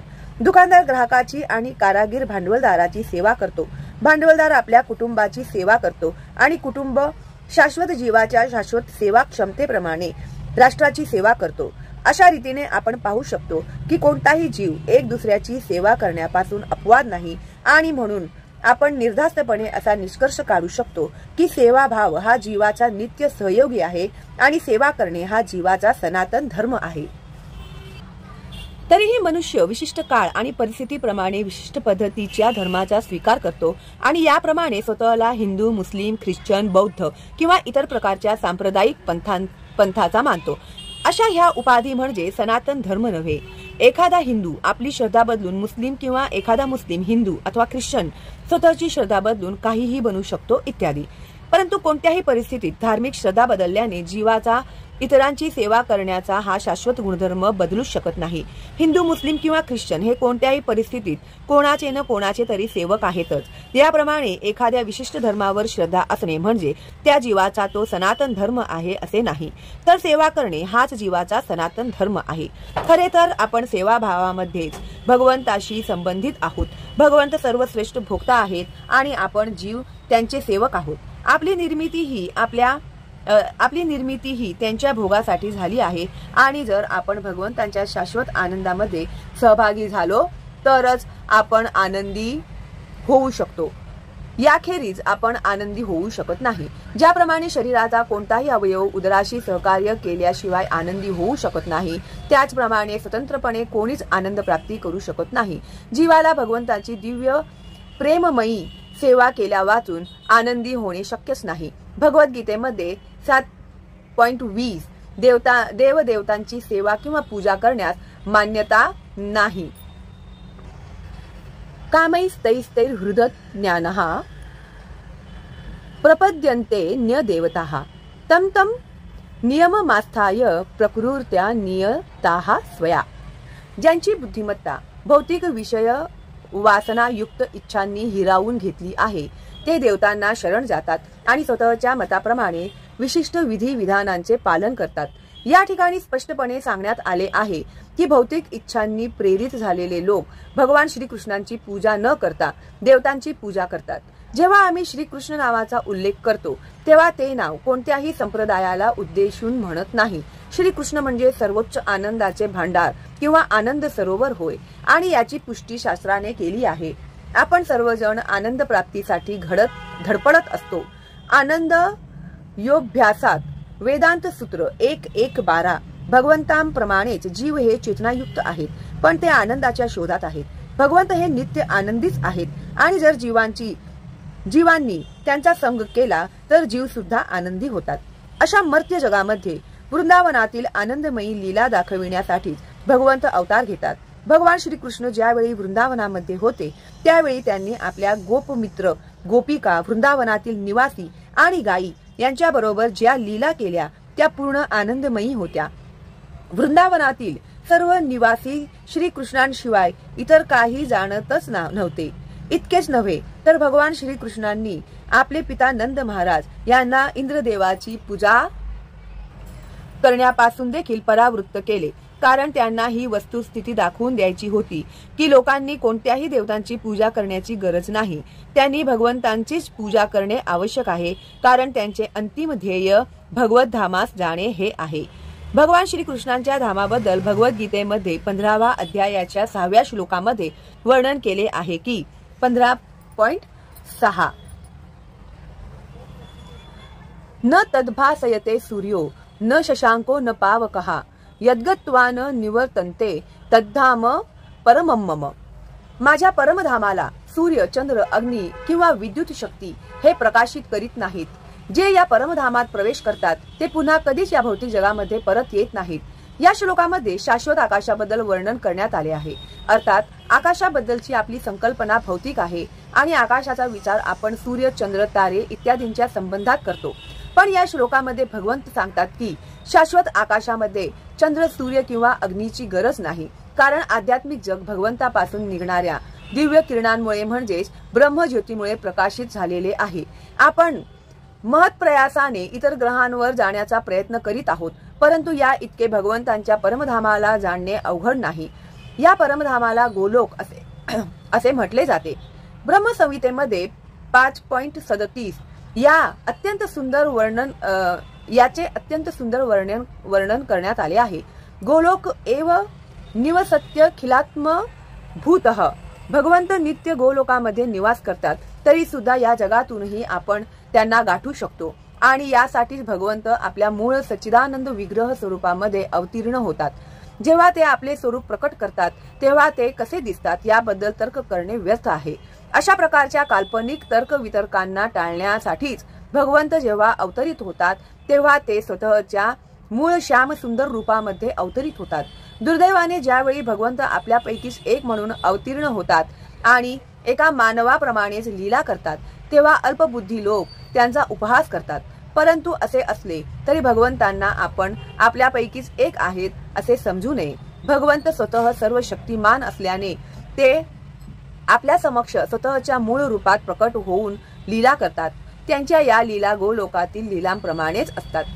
दिव्य आध्यात्मिक आकाशातील दैदिप्यमान किरणांमध्ये अनंत ग्रहलोक आहेत. परमधाम कृष्ण लोकामधून ब्रह्मज्योतीचे किरण उत्सर्जित होतात व या किरणांमध्ये आनंदमय चिन्मय असे दिव्य ग्रहलोक तरंगत असतात. भगवंत सांगतात की न तद्भासयते सूर्यो न शशांको न पावकहा यद्गत्वा न निवर्तन्ते तद्धाम परमं मम. जो या आध्यात्मिक दिव्य विश्वामध्ये जातो त्याला पुन्हा या भौतिक विश्वामध्ये येण्याची गरज नाही. भौतिक विश्वामधील चंद्रच काय तर अत्युच्च अशा ब्रह्मलोकामध्ये जरी आपण पोहोचलो तरी आपल्याला जन्म मृत्यू वृद्धत्व आणि व्याधी या अवस्था आढळतात. भौतिक जगतातील कोणताही ग्रह या 4 अवस्थांतून मुक्त नाही. जीव हे एका ग्रहावरून दुसऱ्या ग्रहावर भ्रमण करीत असतात, पण ते आपल्या इच्छेनुसार कोणत्याही यंत्राच्या सहाय्याने प्रवास करू शकत नाहीत. आपल्याला एका ग्रहावरून दुसऱ्या ग्रहावर जायचे असल्यास त्यासाठी विशिष्ट पद्धती आहे. याचाही उल्लेख गीतेमध्ये करण्यात आला आहे. यांती देवव्रता देवान पितृन यांती पितृव्रताः. आंतरग्रहीय प्रवासासाठी यंत्राची आवश्यकता नाही. गीता सांगते की यांती देवव्रत देवान. चंद्र सूर्य आणि इतर उच्चस्तरीय ग्रहांना स्वर्गलोक म्हटले जाते. ग्रह मालिकांच्या उच्च मध्य आणि निम्न अशा 3 निरनिराळ्या पातळ्या आहेत. पृथ्वी हा ग्रह मध्य पातळीमध्ये येतो. भगवद्गीता आपल्याला कोणत्याही उच्चतर ग्रहावर देवलोक अत्यंत सहजपणे कसे जावे याबद्दल सांगते की यांती देवव्रता देवान. एखाद्याने विशिष्ट ग्रहावरील विशिष्ट अशा देवतेची उपासना करावी आणि याप्रमाणे चंद्र सूर्य किंवा इतर कोणत्याही उच्चतर ग्रहाची प्राप्ती करावी. तरी पण भगवद्गीता आपल्याला भौतिक जगातील कोणत्याही ग्रहावर जाण्याचा सल्ला देत नाही. कारण जरी भौतिक जगातील अत्युच्च अशा ब्रह्मलोकामध्ये आपण कोणत्याही यांत्रिक साधनाच्या सहाय्याने 40,000 वर्षाचा प्रवास आणि इतका दीर्घकाळ जगतो तरी प्रवास करून गेलो तरी आपल्याला जन्म मृत्यू जरा आणि व्याधी हे भौतिक ताप आढळतीलच. परंतु जो सर्वोच्च अशा कृष्ण लोकांची किंवा आध्यात्मिक विश्वातील इतर कोणत्याही ग्रह लोकाची प्राप्ती करतो त्याला हे भौतिक ताप त्या ठिकाणी आढळणारच नाही. आध्यात्मिक विश्वातील इतर ग्रह लोकांमध्ये जो सर्वोच्च लोक आहे त्याला गोलोक वृंदावन म्हटले जाते व हे आदिपुरुष भगवान श्रीकृष्ण यांचे मूळ निवासस्थान आहे. हे सर्व ज्ञान भगवद्गीतेमध्ये देण्यात आले आहे आणि यातील उपदेशाद्वारे आपण या भौतिक जगातून सुटून खऱ्या आनंदमयी अशा आध्यात्मिक विश्वातील जीवनाला सुरुवात कशी करावी याची माहिती देण्यात आली आहे. भगवद्गीतेतील 15व्या अध्यायामध्ये भौतिक जगाचे वास्तविक वर्णन करण्यात आले आहे. त्या ठिकाणी भगवंत सांगतात की ऊर्ध्व मूल मदः शाखम श्वस्थम प्राहुरव्ययम छंदांसी यस्य पर्णानी यस्तम वेदन वेद्वीत. या ठिकाणी भौतिक जगाची तुलना एका वृक्षाशी केली आहे. त्याची मुळे वर आणि शाखा खाली आहेत. आपल्याला मुळे वर असणाऱ्या वृक्षाचा अनुभव आहे. जर मनुष्य नदी तीरावर किंवा तलावाच्या तीरावर उभा राहिला तर पाण्यामध्ये प्रतिबिंबित झालेला वृक्ष त्याला उलटा दिसेल. अशा वृक्षाच्या फांद्या खाली तर मुळे वर दिसतील. याचप्रमाणे भौतिक जगत सत्याची छाया आहे. छायेमध्ये सत्यता अथवा वास्तविकता नसते, पण छायेवरून आपल्याला सत्याच्या किंवा वास्तविकतेच्या अस्तित्वाची जाणीव होऊ शकते. वाळवंटामध्ये पाणी नसते, पण मृगजळावरून आपल्याला पाणी नावाची गोष्ट अस्तित्वात आहे याची जाण होते. भौतिक जगामध्ये पाण्याचा अभाव आहे, आनंदाचा अभाव आहे, पण पाणीरूपी वास्तविक आनंद हा आध्यात्मिक जगतामध्येच आहे.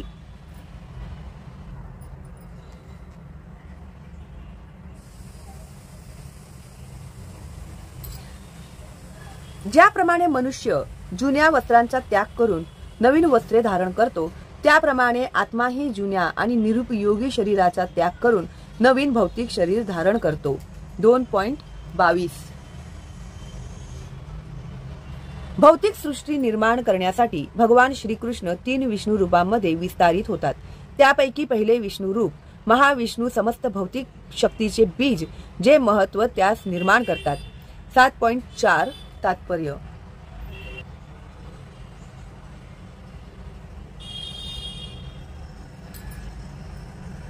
जगातील समस्त भौतिक क्रिया भौतिक प्रकृतीच्या 3 गुणांच्या अधिपत्याखाली घडून येतात. जरी प्रकृतीचे हे 3 गुण भगवंताकडूनच आले आहेत, तरी परम भगवान श्रीकृष्ण त्यांच्या नियंत्रणाखाली नाहीत. 7.12 तात्पर्य.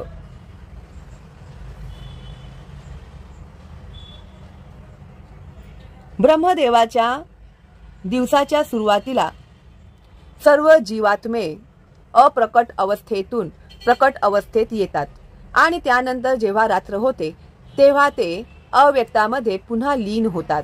8.18. जेव्हा श्रीकृष्ण ह्या पृथ्वीवर अवतीर्ण झाले तेव्हा भारतातल्या मथुरा जिल्ह्यातील वृंदावन नावाच्या भूभागावर त्यांनी लीला केल्या, ज्याचे क्षेत्रफळ 84 चौरस मैल आहे.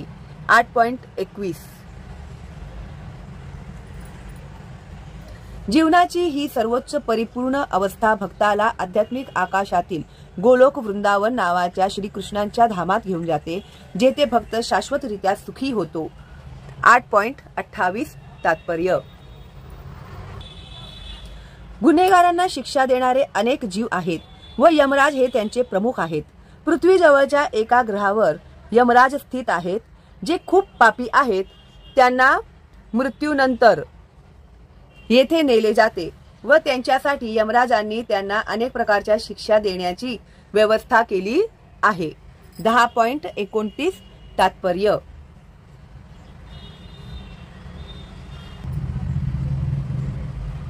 मी सर्व आध्यात्मिक व भौतिक जगांचा स्रोत आहे. सर्व काही माझ्यापासून निघते. जे बुद्धिमान लोक हे परिपूर्णरित्या जाणतात ते माझ्या भक्तिमय सेवेत रममाण होतात आणि पूर्ण हार्दिकतेने माझी आराधना करतात.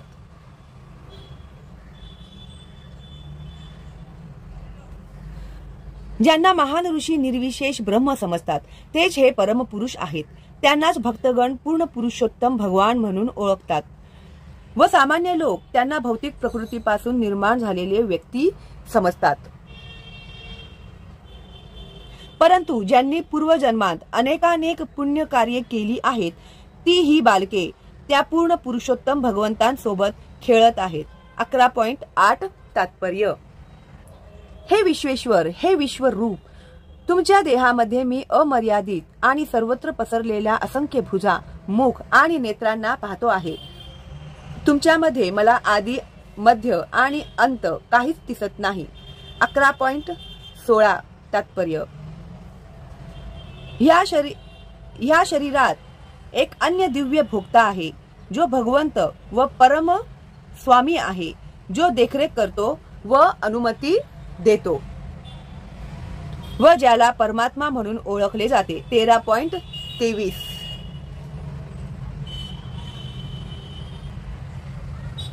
मी प्रत्येकाच्या हृदयात स्थित आहे आणि माझ्यापासून स्मरण शक्ती, ज्ञान व विस्मरण येते. सर्व वेदांद्वारे मलाच जाणावयाचे आहे. खरोखर मीच वेदांताचा रचनाकार आहे व वेदांना जाणणाराही मीच आहे.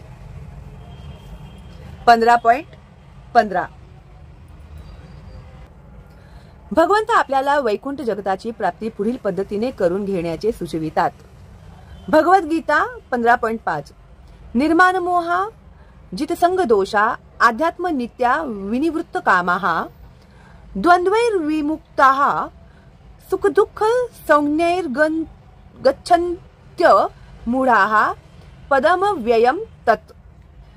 पदम अव्ययम किंवा शाश्वत जगताची प्राप्ती फक्त जो निर्माण मोह आहे तोच करू शकतो. याचा अर्थ काय आहे? आपण सर्वजण विविध उपाधींच्या मागे लागलो आहोत. कुणाला साहेब बनायचे आहे, कुणाला मालक बनायचे आहे, कुणाला अध्यक्ष, तर कुणाला श्रीमंत, तर कुणाला राजा आणि कुणाला काय बनण्याची इच्छा असते. जोपर्यंत आपण या उपाधींवर आसक्त असतो तोपर्यंत आपण या शरीरावर आसक्त असतोच, कारण या उपाधी फक्त शारीरिक स्तरावरच लागू पडतात. पण आपण म्हणजे हे शरीर नाही हे जाणून घेणे ही आध्यात्मिक साक्षात्काराची पहिली पायरी आहे. आपण भौतिक प्रकृतीच्या 3 गुणांच्या संसर्गात आहोत, पण भगवद्गीतेद्वारे आपण यातून अनासक्त झाले पाहिजे. जर आपण भगवद्गीतेमध्ये आसक्त झालो नाही तर आपण भौतिक प्रकृतीच्या 3 गुणांपासून अनासक्त राहू शकत नाही. उपाधी आणि आसक्ती ही आपल्यातील कामवासना आणि भौतिक प्रकृतीवर प्रभुत्व गाजविण्याच्या इच्छेमुळेच असते. जोपर्यंत आपण भौतिक प्रकृतीवर स्वामित्व गाजविण्याच्या इच्छेचा त्याग करीत नाही तोपर्यंत सनातन धाम किंवा भगवत धामामध्ये आपण प्रवेश करू शकण्याचा प्रश्नच उद्भवत नाही. भ्रामक भौतिक उपभोगाच्या आकर्षणामुळे जो गोंधळून जात नाही आणि जो भगवत सेवेमध्ये रत झाला आहे तोच अशा अविनाशी शाश्वत धामाची प्राप्ती करू शकतो. याप्रमाणे स्थित झालेला सहजपणे परमधामाची प्राप्ती करू शकतो. भगवद्गीतेमध्ये अन्यत्र सांगण्यात आले आहे की अव्यक्तोक्षरः इत्युक्तस्तमाहुः परमां गतिं यम प्राश्य न निवर्तन्ते तद्धाम परमं मम. अव्यक्त म्हणजे प्रकट न झालेले. आपल्याला संपूर्ण भौतिक जगताचेही ज्ञान झालेले नाही. आपली इंद्रिये इतकी अपूर्ण आहेत की आपण या ब्रह्मांडातील सर्व तारे सुद्धा पाहू शकत नाही. वैदिक साहित्यामधून आपल्याला सर्व ग्रह ताऱ्यांबद्दल संपूर्ण माहिती प्राप्त होऊ शकते आणि यावर कुणाचा विश्वास असो अथवा नसो सर्व महत्त्वपूर्ण ग्रहांचे वर्णन यामध्ये विशेषतः श्रीमद भागवतात करण्यात आले आहे. त्या ठिकाणी या भौतिक विश्वपलीकडील आध्यात्मिक जगताचे वर्णन अव्यक्त किंवा अप्रकट म्हणून करण्यात आले आहे. एखाद्याने अशा परमधामाची प्राप्ती करण्यासाठी प्रयत्न केला पाहिजे, कारण जो कोणी त्या धामाची प्राप्ती करतो त्याला पुन्हा या भौतिक जगात परतावे लागत नाही. यानंतर एखाद्याला अशा भगवत धामाची प्राप्ती कशी करावी असा प्रश्न पडेल तर याबद्दलची माहिती 8व्या अध्यायात देण्यात आली आहे. अंतकालेच मामेव स्मरण मुक्त्वा कलेवरम यः प्रयाति स मद्भावम याति नास्त्यत्र संशयः. आयुष्याच्या शेवटी जो कोणी माझे स्मरण करीत देह त्याग करतो तो तत्काळ माझ्या धामाची प्राप्ती करतो, यात काहीच संशय नाही. भगवद्गीता 8.5. मृत्यू समयी जो श्रीकृष्णाचे स्मरण करतो तो श्रीकृष्णांना प्राप्त होतो. मनुष्याने भगवान श्रीकृष्णांच्या दिव्य स्वरूपाचे स्मरण करणे आवश्यक आहे.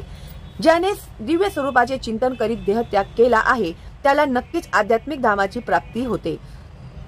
मद्भावम शब्द परमपुरुषाच्या परम प्रकृतीला उद्देशून योजण्यात आला आहे.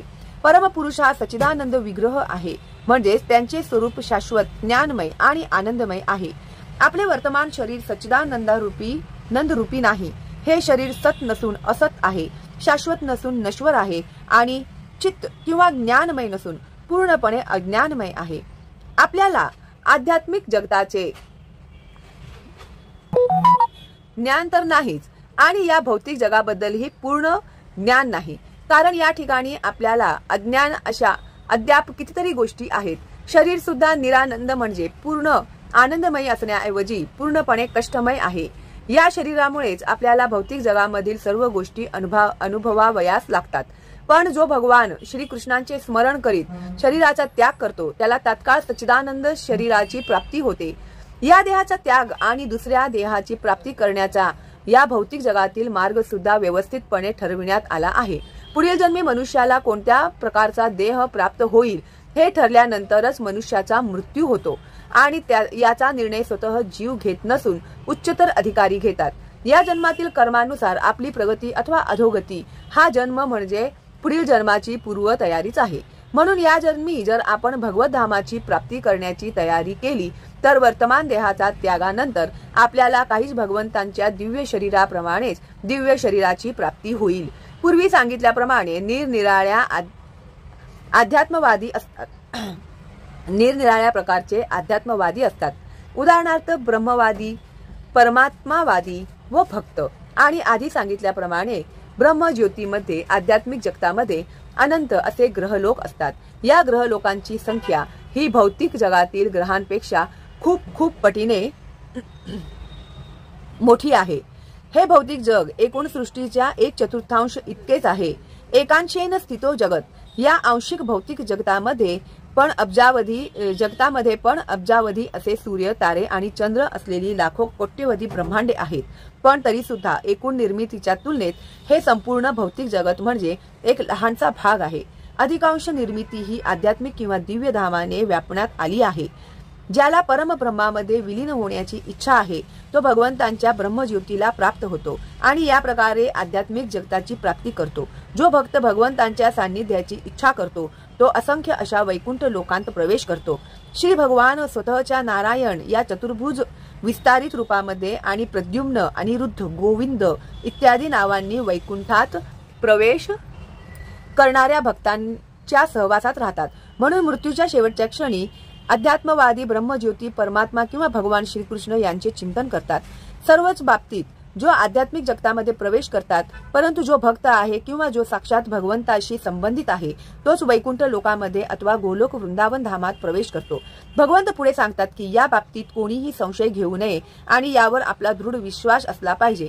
आपल्या कल्पनांशी सुसंगत अशी गोष्ट नाही म्हणून आपण ती नाकारू नये. आपली मनोवृत्ती अर्जुनाप्रमाणे असली पाहिजे. तुम्ही जे सांगत आहात त्या सर्व गोष्टींवर माझा पूर्ण विश्वास आहे. म्हणून ज्यावेळी भगवंत सांगतात की जो कोणी मृत्यूसमयी ब्रह्म, परमात्मा किंवा भगवान म्हणून माझे चिंतन करतो तो नक्कीच आध्यात्मिक जगतामध्ये प्रवेश करतो, याबद्दल कोणीही संशय ठेवू नये. याबद्दल अविश्वास व्यक्त करण्याचा प्रश्नच उद्भवत नाही. भगवंतांचे मृत्यूसमयी केवळ स्मरण केल्याने आध्यात्मिक जगतामध्ये सहजपणे प्रवेश होऊ शकेल. या सर्वसामान्य सिद्धांत भगवद्गीतेतही 8.6 सांगितलेला आहे. यम यम वापी स्मरण भावम त्यजत्यन्ते क्लेवरम तम तमे वैती कांतय्य सदा तद्भाव भावितः. ज्या भावाचे स्मरण करीत एखादा वर्तमान देहाचा त्याग करतो त्याच भावस्थितीची प्राप्ती तो पुढील जन्मात निश्चितपणे करतो. ही भौतिक प्रकृती म्हणजे भगवंतांच्या अनेक शक्तींपैकी एका शक्तीची अभिव्यक्ती आहे हे आपण जाणणे आवश्यक आहे. विष्णू पुराणामध्ये 6, 17, 61 भगवंतांच्या संपूर्ण शक्तीचे विवेचन करण्यात आले आहे.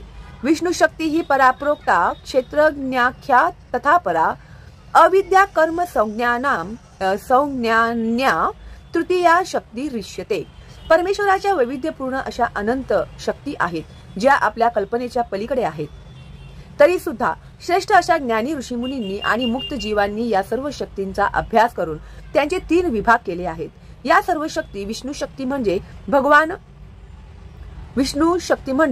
भगवान श्री विष्णूंच्या वैविध्यपूर्ण अशा अनंत शक्ती आहेत.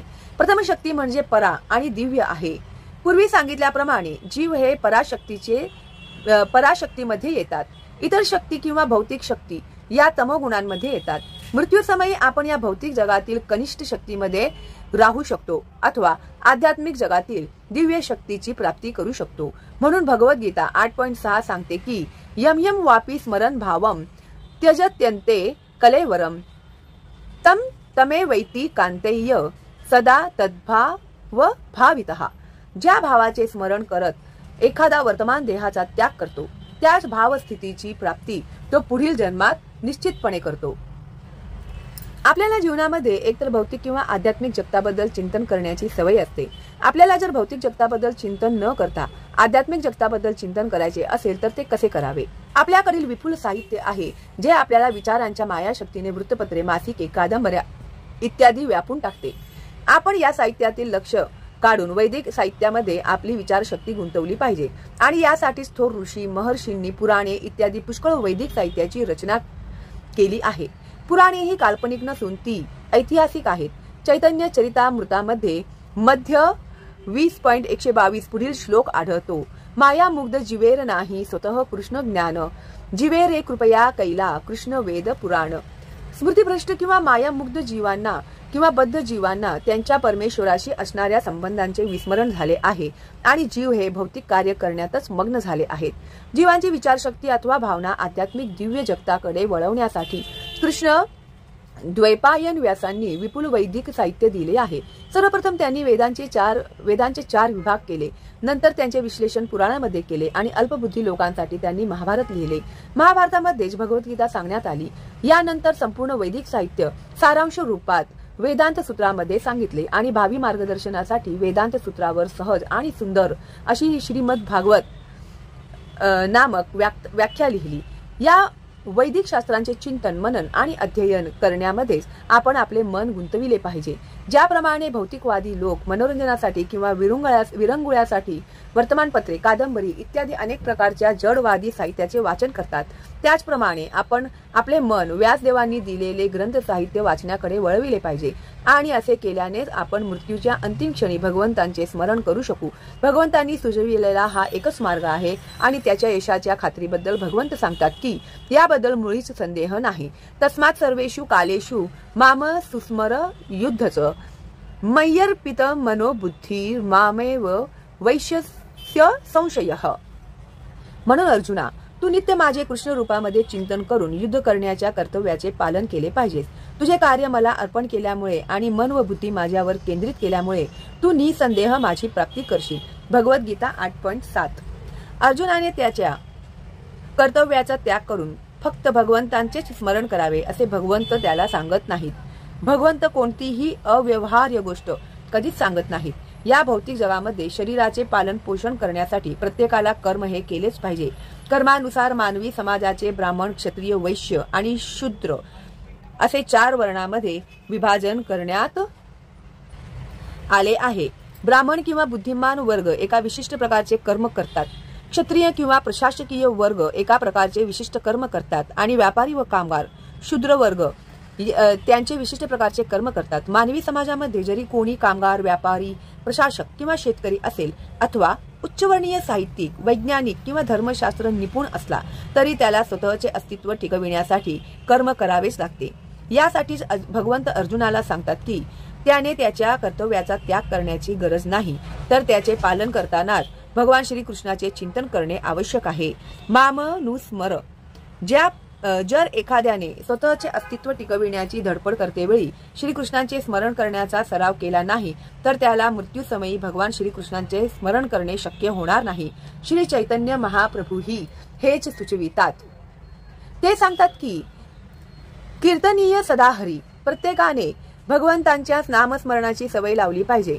म्हणून भगवान श्रीकृष्णांनी अर्जुनाला सांगितलेला उपदेश माझे स्मरण कर आणि भगवान श्री चैतन्य महाप्रभूंनी सांगितलेला उपदेश नित्य भगवान श्रीकृष्णांचे नामस्मरण करा हे दोन्ही सारखेच आहेत। यामध्ये भेद मिळणार नाही, कारण कृष्ण आणि त्यांचे दिव्य नाम हे एकच आहेत। परमसत्याच्या स्तरावर नाम आणि नामी यामध्ये काहीच फरक नाही। म्हणून नित्य दिवसातील 24 तास भगवंतांचे नामस्मरण करून त्यांचे चिंतन करण्याचा अभ्यास केला पाहिजे।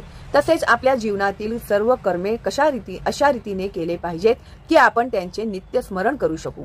हे कसे शक्य आहे तर आचार्यजन या बाबतीत पुढील प्रमाणे उदाहरण देतात। जर एखादी विवाहित स्त्री परपुरुषावर आसक्त असेल किंवा एखादा पुरुष स्वतःच्या पत्नी व्यतिरिक्त परस्त्रीवर आसक्त असेल तर या प्रकारची आसक्ती अत्यंत प्रबळ असते। अशा व्यक्ती आपल्या प्रियतमाबद्दल सतत चिंतन करीत असतात। अशी पत्नी ज्यावेळी आपली नित्य गृहकृत्ये करीत असते तेव्हा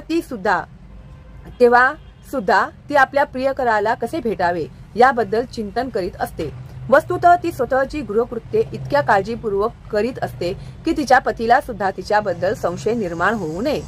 याचप्रमाणे आपण आपले परमप्रिय श्रीकृष्ण यांचे सतत चिंतन केले पाहिजे आणि त्याचबरोबर आपले भौतिक कर्म सुद्धा योग्य आणि व्यवस्थित रीतीने पार पाडले पाहिजे। पण यासाठी उत्कट प्रेमभाव असणे आवश्यक आहे।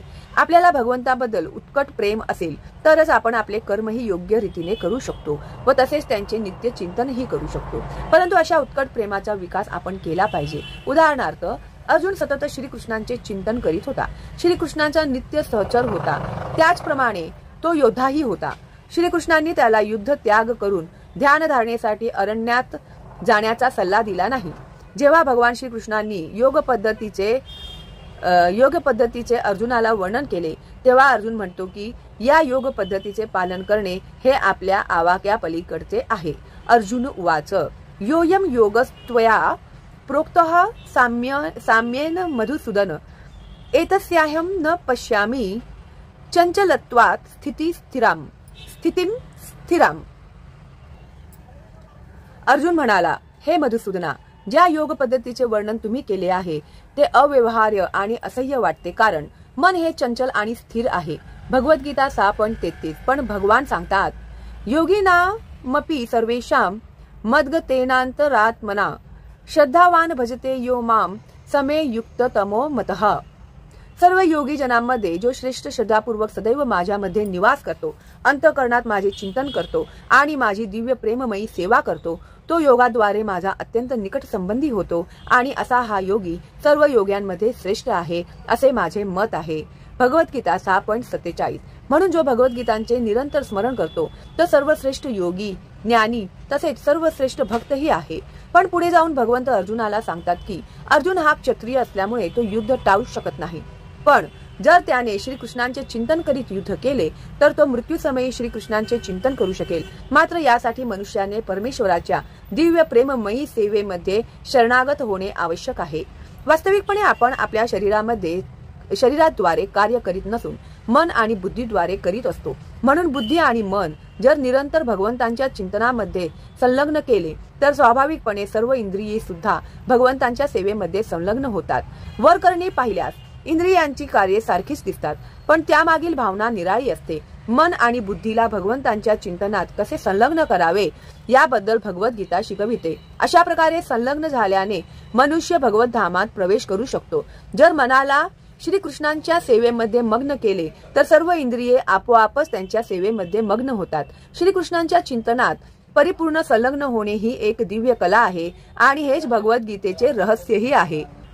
आधुनिक मानवाने चंद्रावर जाण्यासाठी खडतर परिश्रम केले आहेत, पण त्याने स्वतःचा आध्यात्मिक उद्धार करण्यासाठी काहीच खडतर प्रयत्न केले नाहीत। जर एखाद्या पुढे 50 वर्षा इतके आयुष्य असेल तर त्याने असा अल्पसमय पुरुषोत्तम श्री भगवान यांचे चिंतन इत्यादी करण्यासाठी आवश्यक अभ्यास आणि त्याचा विकास करण्यामध्ये स्वतः संलग्न केले पाहिजे। हाच भक्ती मार्ग आहे। श्रीमद भागवत 7.5-23। श्रवणम कीर्तनम विष्णोः स्मरणम पादसेवनम अर्चनम वंदनम दास्यम सख्यामात्म निवेदनम। या 9 विधींपैकी सर्वात सोपी म्हणजे श्रवणम किंवा साक्षात्कारी व्यक्तीकडून भगवद्गीतेचे श्रवण करणे ही आहे। यामुळेच मनुष्य परमेश्वराचे चिंतन करण्यास प्रवृत्त होऊ शकेल।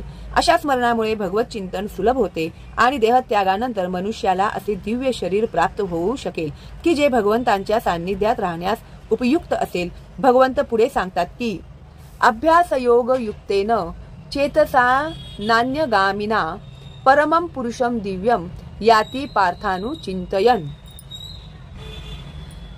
हे अर्जुना, जो पुरुषोत्तम श्री भगवान म्हणून माझे ध्यान करतो, ज्याचे मन दृढ निश्चयाने विचलित न होता माझे चिंतन करण्यात संलग्न झाले आहे, तो निश्चितपणे माझी प्राप्ती करतो। श्रीमद भगवत गीता 8.8। हा मार्ग अधिक खडतर नाही, तरी सुद्धा मनुष्याने अनुभवी व्यक्तीकडून ज्ञान घेणे आवश्यक आहे। तद्विज्ञानार्थ स गुरुमेवा विगच्छेत। जी व्यक्ती या पद्धतीचा अवलंब करीत आहे अशा व्यक्तीचा एखाद्याने आश्रय घेणे आवश्यक आहे। मन हे सतत एका गोष्टीकडून दुसऱ्या गोष्टीकडे धावत असते, परंतु मनुष्याने स्वतःचे मन नित्य भगवान श्रीकृष्ण किंवा त्यांच्या नामावर एकाग्र करण्यासाठी अध्ययन केले पाहिजे। स्वभावतःच मन हे चंचल असल्याने इकडे तिकडे धावत असते, पण हे श्रीकृष्णाच्या दिव्य नामध्वनीवर स्थिर होऊ शकते। याप्रमाणे मनुष्याने परमम पुरुषम किंवा आध्यात्मिक जगतातील पुरुषोत्तम श्री भगवान यांचे ध्यान करून त्यांची प्राप्ती करावी। अंतिम साक्षात्कारासाठी किंवा अंतिम ध्येय प्राप्तीसाठीचा मार्ग आणि साधने याबद्दलचे ज्ञान भगवद्गीतेमध्ये सांगण्यात आले आहे आणि या ज्ञानाची द्वारे सर्वांसाठी उघडी आहेत। येथे कोणालाही आडकाठी नाही। सर्व श्रेणीमधील लोक भगवान श्रीकृष्णांचे चिंतन करून त्यांची प्राप्ती करू शकतात, कारण त्यांचे चिंतन करणे आणि त्यांच्याबद्दल श्रवण करणे हे सर्वांनाच शक्य आहे। भगवंत पुढे सांगतात भगवद्गीता 9:32-33। माम हि पार्थ व्यपाश्रित्य येपि स्युः पापयोनयः स्त्रियो वैश्यास्तथा शुद्धास्तेपि यान्ति परागतिम्। किं पुनर्ब्राह्मणाः पुण्या भक्ता राजर्षयस्तथा अनित्यं सुखम लोकमिमं प्राप्य भजस्व माम। याप्रमाणे भगवंत सांगतात की एक पतित स्त्री, क्षुद्र कामगार किंवा कनिष्ठ स्तरावरील मनुष्य सुद्धा परमसत्याची प्राप्ती करू शकतो। त्यासाठी मनुष्याकडे प्रगत बुद्धिमत्ता असलीच पाहिजे असे नाही। मुख्य मुद्दा आहे की जो कोणी भक्ती योगाचे सिद्धांत स्वीकारतो आणि भक्तांना जीवनाचे सर्वस्व सर्वोच्च लक्ष्य किंवा अंतिम ध्येय मानतो, तो आध्यात्मिक जगतामध्ये भगवंताची प्राप्ती करू शकतो। जर एखाद्याने भगवद्गीतेमध्ये प्रतिपादित केलेल्या सिद्धांतांचे पालन केले तर तो आपले जीवन कृतार्थ करू शकतो आणि जीवनातील सर्व समस्यांचे उत्तर त्याला मिळते। हेच भगवद्गीतेचे सार सर्वस्व आहे। सारांश रूपात ज्याचे वाचन मनुष्याने अत्यंत काळजीपूर्वक केले पाहिजे असे भगवद्गीता हे एक दिव्य साहित्य आहे। गीता शास्त्रमिदं पुण्यम यः पठेत प्रयतः पुनाम। जी व्यक्ती भगवद्गीतेतील उपदेशांचे पालन करते ती जीवनातील सर्व दुःखे किंवा चिंता यामधून मुक्त होते। भय शोकादी वर्जित, सर्व प्रकारच्या भयांपासून अशी व्यक्ती मुक्त होऊ शकते व तिचा पुढील जन्म आध्यात्मिक असू शकतो। गीता महात्म्य 1, यापुढील लाभ सुद्धा यामध्ये आहे। गीताध्ययनशीलस्य प्राणायामपरस्य च नैव संती ही पापानी पूर्वजन्म कृतानी च। जर मनुष्याने भगवद्गीतेचे प्रामाणिकपणे व पूर्ण गांभीर्याने अध्ययन केले तर भगवंतांच्या कृपेने त्याच्या पूर्वजन्मातील दुष्कर्मांचा त्याच्यावर किंचितही परिणाम होत नाही। भगवद्गीतेच्या शेवटच्या भागामध्ये भगवंत स्पष्टपणे उद्घोषणा करतात की भगवद्गीता 18.66 सर्व धर्मान् परित्यज्य मामेकं शरणं व्रज अहं त्वां सर्व पापेभ्यो मोक्षयिष्यामि मा शुचः। सर्व विविध प्रकारच्या धर्मांचा त्याग कर आणि फक्त मला शरण ये, मी तुझी सर्व पापकर्मांतून मुक्तता करीन। याबद्दल तू भय बाळगू नकोस। याप्रमाणे जो भगवंतांना शरण जातो त्याची जबाबदारी स्वतः भगवंत घेतात आणि अशा व्यक्तीची सर्व प्रकारच्या पापकर्मातून मुक्तता करतात। मलिने मोचनम पुसाम जलस्नानम दिने दिने सकृद्गीता मृतस्नानम संसार मलनाशनम। प्रतिदिन मनुष्य पाण्याने स्नान करून स्वच्छ होत असेल, परंतु जर एखाद्याने एकदा सुद्धा पवित्र जलरूपी भगवद्गीतेमध्ये स्नान केले तर त्याची भौतिक जीवनाची मलिनता पूर्णपणे नष्ट होते। गीता महात्म्य 3, गीता सुगीता कर्तव्या किमन्येहि शास्त्र विस्तरैहि या स्वयं पद्मनाभस्य मुखपद्माद्वी निसृता। भगवद्गीता ही स्वतः पुरुषोत्तम श्री भगवान यांनी सांगितल्यामुळे एखाद्याने इतर कोणतेही वैदिक साहित्य वाचण्याची गरज नाही। केवळ व्यक्तीने लक्षपूर्वक आणि नियमितपणे भगवद्गीतेचे श्रवण आणि अध्ययन करणे आवश्यक आहे। वर्तमान युगामध्ये लोक भौतिक कार्यात इतके मग्न आहेत की त्यांना संपूर्ण वैदिक साहित्याचे वाचन करणे शक्य नाही आणि याची गरजही नाही। भगवद्गीता हा एक ग्रंथ पुरेसा आहे, कारण गीता ही संपूर्ण वैदिक ज्ञानाचे सार आहे। तसेच ती स्वतः पुरुषोत्तम भगवंतांनी सांगितली आहे। गीता महात्म्य 4 जसे म्हटले आहे, भारतामृत सर्वस्वम विष्णु वक्त्रा द्विनिःसृतम गीता गंजोदकम पित्वा पुनर्जन्म न विद्यते। जो गंगेचे पाणी प्राशन करतो त्याला मुक्ती प्राप्त होते, तर जो भगवद्गीतेचे अमृत प्राशन करतो त्याच्याबद्दल काय सांगावे। भगवद्गीता ही महाभारतातील अमृत आहे, कारण ती स्वतः आदि विष्णू भगवान श्री कृष्णांनी सांगितली आहे। गीता महात्म्य 5, भगवद्गीता ही पुरुषोत्तम श्री भगवान यांच्या मुखातून प्रकट होते, तर गंगा ही त्यांच्या चरणकमलातून उत्पन्न होते। अर्थात भगवंतांचे मुख आणि चरणकमल यामध्ये काहीच फरक नाही, पण निःपक्षपाती दृष्टिकोनातून पाहिल्यास आपल्याला हे लक्षात येईल की भगवद्गीता ही गंगाजलापेक्षाही अधिक महत्त्वपूर्ण आहे।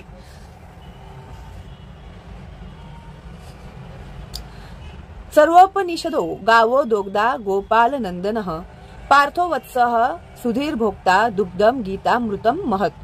सर्व उपनिषदांचे सार असलेले गीतोपनिषद किंवा भगवद्गीता ही एका गायीप्रमाणे आहे आणि गोपाल म्हणून विख्यात असलेले भगवान श्रीकृष्ण तिचे दूध काढत आहेत। अर्जुन हा वासराप्रमाणे आहे, तर विद्वान जन आणि शुद्ध भक्त हे भगवद्गीतेचे अमृततुल्य दूध प्राशन करणारे आहेत। गीता महात्म्य 6, एकम शास्त्रम देवकी पुत्र गीतम एको देवो देवकी पुत्र एव एको मंत्र तस्य नामानि यानी कर्माप्येकम तस्य देवस्य सेवा। वर्तमान काळात लोक एकच शास्त्र, एकच परमेश्वर, एकच धर्म आणि एकच व्यवसाय असण्यासाठी अत्यंत उत्सुक आहेत।